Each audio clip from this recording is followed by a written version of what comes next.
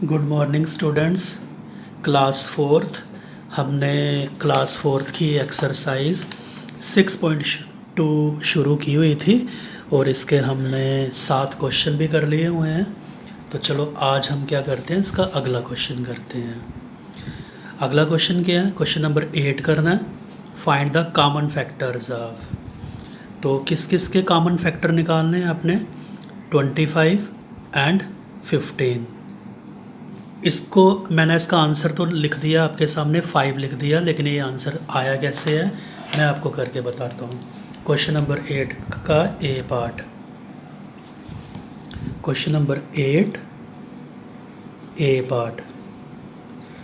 25 और 15 के common factor लिखने हैं। 25 एंड 15। सबसे पहले हम लिखेंगे फैक्टर्स ऑफ 25 आर कि 25 किस किस टेबल में आता है। ठीक है, एक तो 1 के टेबल में तो ये आएगा ही आएगा। फिर चेक करना आपने 2 का टेबल, 3 का टेबल, 4 का टेबल, 2, 3, 4 किसी में नहीं आता है। फिर 25 5 के टेबल में आएगा। उसके बाद 25 अपने ही टेबल में आएगा, 25 के टेबल में। तो ये आगे किसके फैक्टर? 25 के। अब बारी है फैक्टर्स ऑफ 15 के फैक्टर। देखो क्या, 1 तो आना ही आना है, 1 तो हर एक में आता है ना। उसके बाद क्या आएगा? 2 के टेबल में 15 नहीं आता है, 3 के टेबल में आता है, फिर 4 के टेबल में नहीं आता है, 5 के टेबल में आता है, उसके बाद 15 अपने ही टेबल में आएगा। 25 के फैक्टर ध्यान से देखो, 15 के फैक्टर ध्यान से देखो, और देखो कि क्या कॉमन आ रहा है। एक तो 1 1 दोनों में कॉमन आ रहा है, और क्या कॉमन आ रहा है? 5 5 भी आ रहा है। इनको आप सर्कल लगा सकते हो। क्या इसके अलावा कोई और फैक्टर आ रहा है इनमें कॉमन? नहीं आ रहा है, तो फिर आगे लिख लेना आपने। तो कॉमन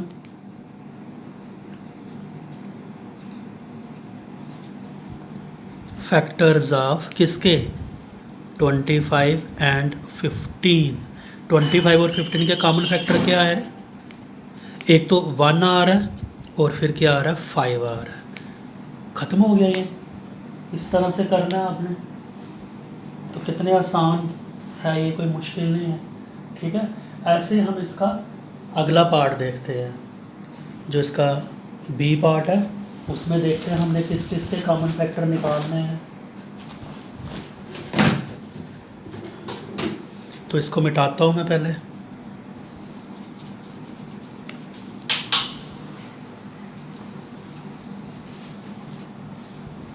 बी पार्ट है इसका,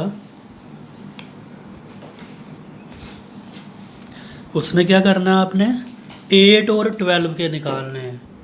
8 एंड 12 हम लिखेंगे पहले फैक्टर्स ऑफ 8। पहले 8 के फैक्टर किस किस टेबल में ये आता है? 1 के टेबल में आता है, 8 2 के टेबल में आता है, 3 के टेबल में नहीं आता है ये, तो 3 को नहीं लिखूँगा मैं। 4 के टेबल में आता है, इसके बाद 8 अपने ही टेबल में आएगा, 8 के टेबल में। ठीक है, तो 8 के फैक्टर क्या आगे? 1 2 4 8। ऐसे अब क्या करेंगे हम?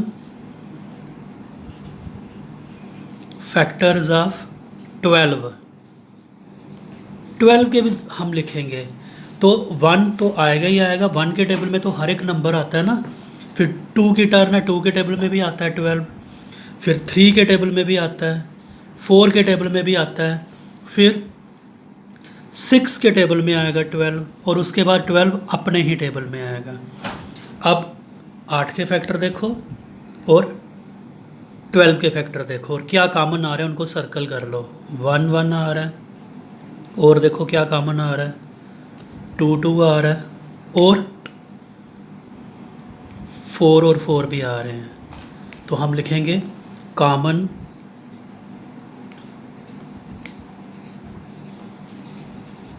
Factors of 8 and 12 are. वो कौन कौन से आए? एक 1 आया, फिर 2 आया और 4 आया। कॉमन मतलब जो दोनों में आ जाए, 8 के फैक्टर्स में भी आना चाहिए और 12 के फैक्टर्स में भी आना चाहिए। तो ये इसका बी पार्ट था। अब ऐसे ही हम कोई एक और पार्ट लेते हैं।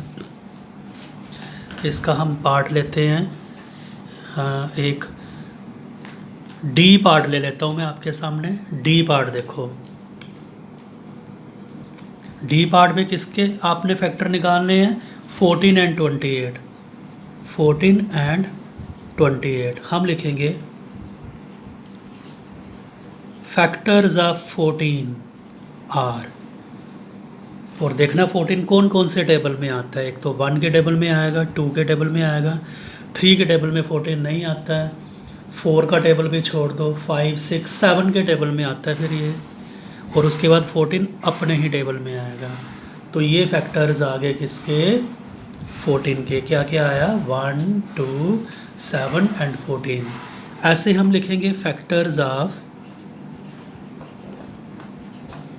28।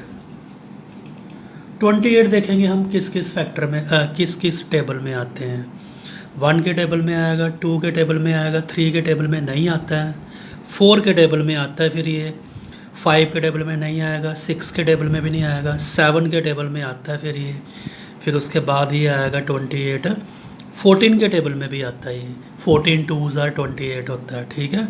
और उसके बाद 28 अपने ही टेबल में आएगा। अब देखो जो कॉमन आ रहा है दोनों में, 1 1, 2 2, उसके बाद 7 7 और उसके बाद 14 14। कोई टेबल अगर आपका बीच में छूटा तो कॉमन फैक्टर भी वो छूट जाएगा फिर, इसलिए कोई टेबल नहीं छोड़ना चाहिए। तो common factors of 14 and 28 are, क्या क्या आया? 1 आया, 2 आया, 7 आया और 14 आया। तो ये क्वेश्चन नंबर 8 आपको कंप्लीट करवा दिया। इसके जो पार्ट मैंने छोड़े हैं वो आपने खुद करने हैं, ठीक है। अब इसके बाद हम अगला क्वेश्चन देखते हैं, वो क्या है। वो क्वेश्चन नंबर 9 और 10 को करने से पहले आप ये समझ लो कि इवन नंबर क्या होते हैं और आड नंबर क्या होता है। ये समझना ज़रूरी है पहले कि इवन नंबर और आड नंबर क्या होता है। पहले हम क्या करेंगे, बात इवन नंबर्स की बात करेंगे कि इवन नंबर्स क्या होते हैं।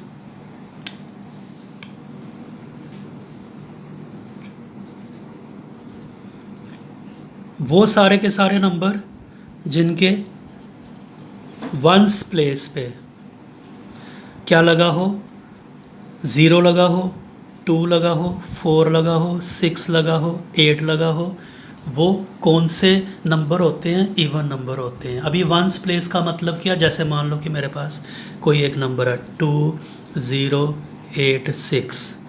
अब करो ज़रा इनकी प्लेसिंग करो। ये क्या? वंस, टेंस, 100 और फिर ये क्या आ गया? 1000। आपने वंस प्लेस वाला देखना है। तो वंस प्लेस पे क्या लगा? देखो 6 लगा हुआ है ना, तो ये फिर इवन नंबर होगा। मान लो ये नंबर ऐसा होता 2 0 8 3, तो ये वंस, टेंस, 100, 1000। तो वंस पे देखो, वंस पे क्या 0 2 4 6 8 में से कुछ आ रहा है? नहीं आ रहा। ना तो 0 आ रहा है, ना 2 आ रहा है, ना 4 आ रहा है, ना 6 आ रहा है, ना 8 आ रहा है, बल्कि क्या आ रहा है? 3 आ रहा है। तो फिर ये इवन नंबर नहीं है, इसको इवन नंबर नहीं कहोगे आप। तो ये कौन सा नंबर बना फिर ये? अगर ये इवन नहीं है तो ये क्या बन जाएगा? ऑड नंबर बन जाएगा। जो नंबर इवन नहीं होता है वो क्या बन जाता है? ऑड बन जाता है। ऑड की जो डेफिनेशन है वो ये है ऑड नंबर की।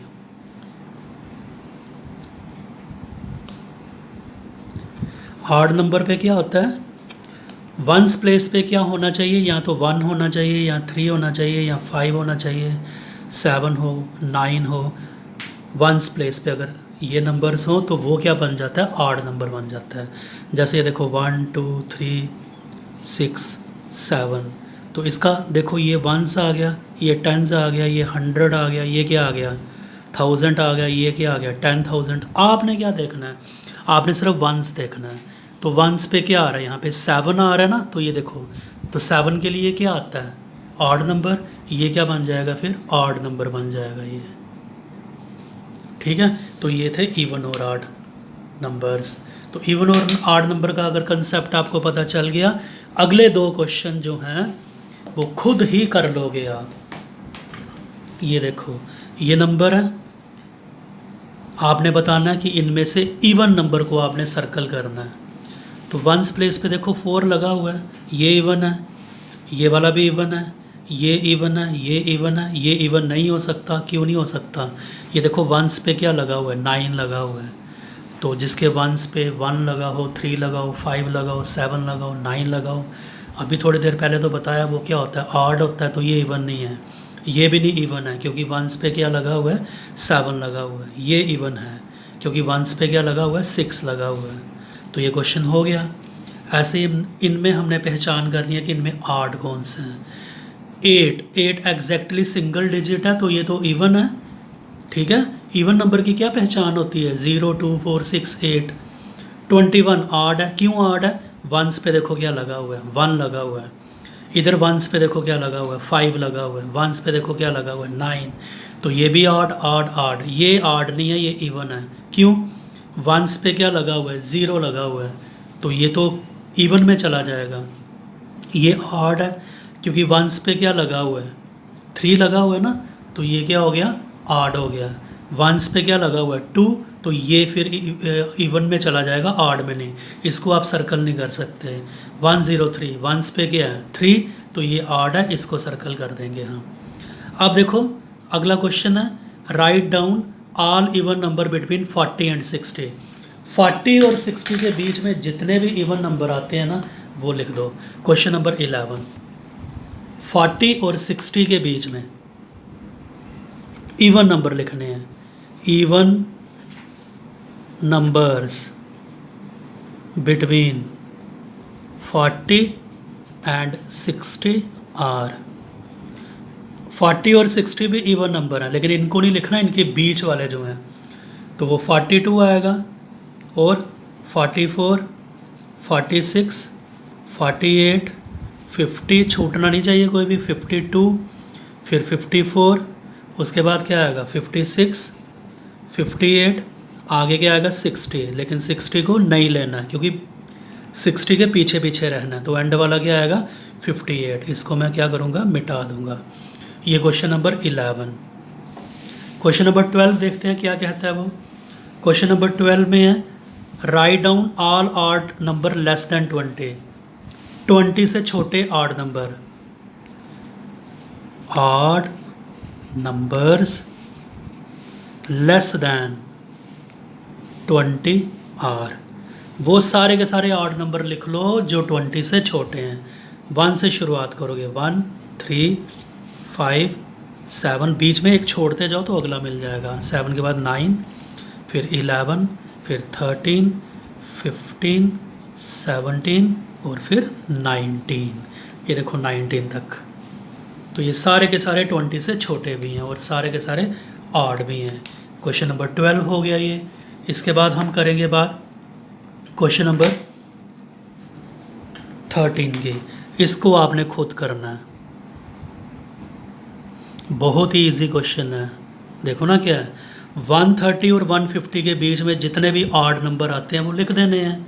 किस किस के बीच में, 130 के ऊपर होने चाहिए और 150 के पीछे होने चाहिए, ऑड नंबर लिखने हैं। तो 130 का अगला एक तो मैं ही बता देता हूँ आपको, 131। तो बस ऐसे आगे बढ़ाते जाना, एक छोड़ के एक अगला लिखना है, तो आपको वो सारे के सारे ऑड नंबर मिल जाएंगे। तो ये आपकी एक्सरसाइज भी आपकी ख़त्म हो गई है। तो इसको ध्यान से समझ के कॉपियों पे नोट करना है।